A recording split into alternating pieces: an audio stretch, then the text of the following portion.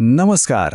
आज आपण एका अशा विषयावर चर्चा करणार आहोत जो प्रत्येक पालकासाठी अगदी जिव्हाळ्याचा असतो आणि तो म्हणजे बाळाची रोगप्रतिकारशक्ती किंवा ज्याला आपण इम्युनिटी म्हणतो ती कशी वाढवायची, विशेषतः आयुर्वेदाचा वापर करून, आणि तेही बाळाच्या वयानुसार कोणते घटक कधी आणि कसे द्यायचे हे आज आपण या सविस्तर विश्लेषणात पाहणार आहोत.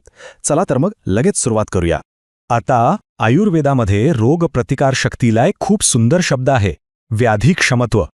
थोडक्यात सांगायचं तर हे फक्त ऋतुबदलामुळे होणाऱ्या सर्दी खोकल्यापासून बचाव करण्यापुरतं मर्यादित नाहीये, तर आजारांशी नैसर्गिकरित्या लढण्याची आणि शरीराला आतून बरे करण्याची एक सखोल, दीर्घकाळ टिकणारी ताकद निर्माण करणं म्हणजे व्याधिक्षमत्व.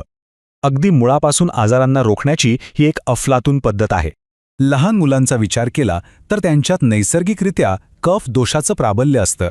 तुम्हालाही जाणवलं असेल की लहान मुलांना अगदी लगेच सर्दी होते किंवा छातीत कफ भरतो, बरोबर ना? हे अगदी स्वाभाविक आहे. त्यांच्या वाढीसाठी हा कफ गरजेचा असतोच, पण त्याचवेळी तो बॅलन्समध्ये ठेवणं आणि त्यांची इम्युनिटी मजबूत करणं हे खऱ्या अर्थाने महत्त्वाचं ठरतं. तर ही प्रतिकारशक्ती वाढवण्यासाठी आपण बाळाच्या वयानुसार 3 प्रमुख टप्पे पाहणार आहोत. नवजात काळ, त्यानंतर घन आहार सुरू करण्याचा काळ आणि मग 1 वर्षापुढील काळ.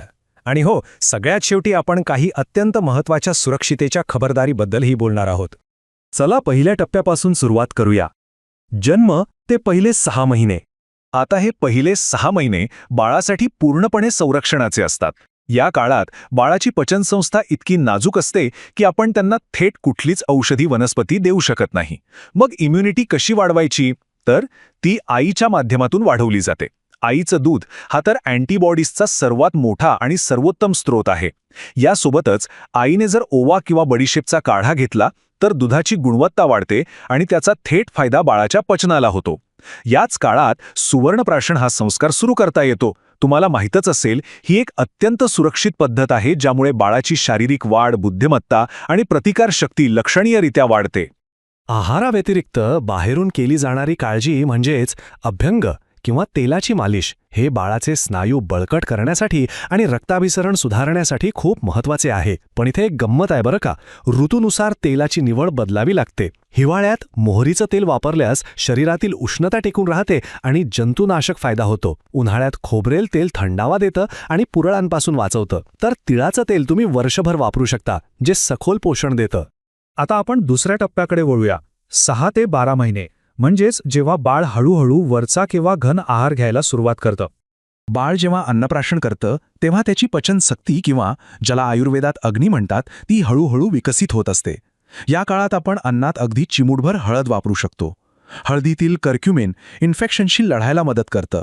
तसंच तुळशीच्या पानांचा पाणी काही थेंब दिल्यास श्वसनसंस्था मजबूत होते.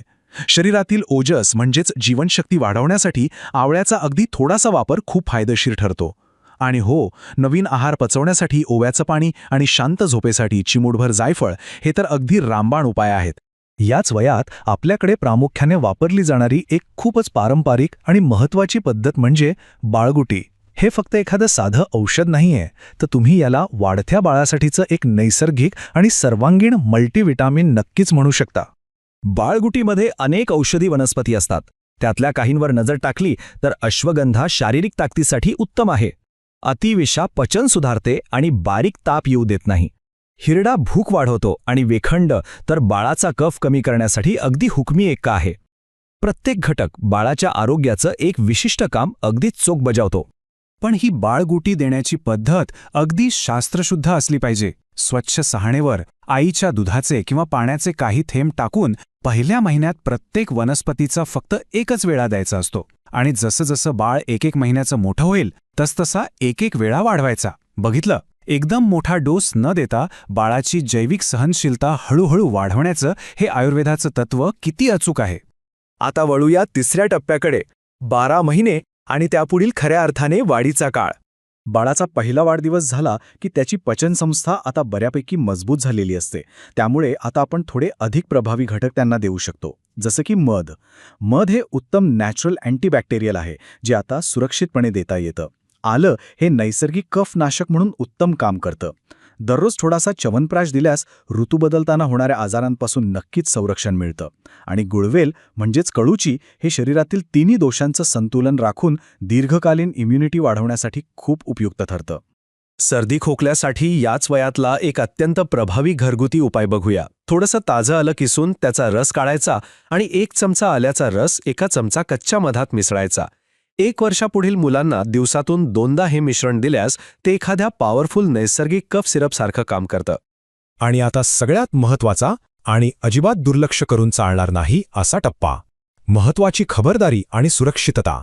हे सगळे पारंपरिक उपाय खूप फायदेशीर आहेत, यात शंकाच नाही.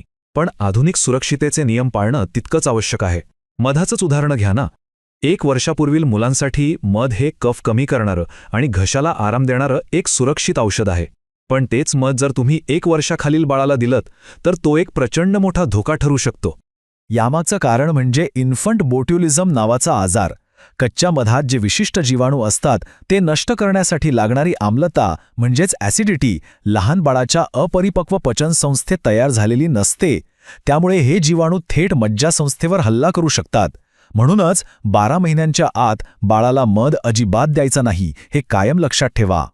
याशिवाय आणखी काही महत्त्वाच्या गोष्टी लक्षात ठेवायच्या आहेत. कोणतेही नवीन आयुर्वेदिक उपाय सुरू करण्यापूर्वी आयुर्वेदिक बालरोगतज्ञांचा सल्ला नक्की घ्या. 6 महिन्यांपेक्षा लहान बाळांना थेट तोंडावाटे कोणतेही औषध देताना प्रचंड काळजी घ्या.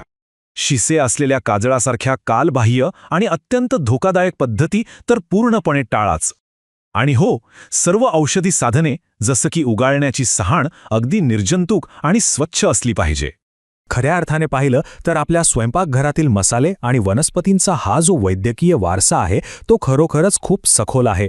आपल्या आजीपंजींनी पिढ्यानपिढ्या हे बालरोगविषयक आरोग्याचं गुपित अगदी काळजीपूर्वक जपले आहे, जे आजही आपल्या कुटुंबाला आणि आपल्या मुलांना निरोगी ठेवत आहे. तर शेवटी एक विचार करण्यासारखा प्रश्न निर्माण होतो. जर या प्राचीन आयुर्वेदिक शहाणपणात आयुष्यभर टिकणारी इम्युनिटी तयार करण्याचं इतकं मोठं गुपित दडलं आहे, तर आजच्या आधुनिक बालरोगशास्त्राची आणि सुरक्षिततेच्या नियमांची त्याला जोड दिल्यास काय होईल? नक्कीच या दोन्हीच्या सुरेख संगमातून आपण आपल्या पुढच्या पिढीला अत्यंत सुरक्षित, निरोगी आणि खऱ्या अर्थाने मजबूत बनवू शकतो, नाही का? याविषयी नक्की विचार करा.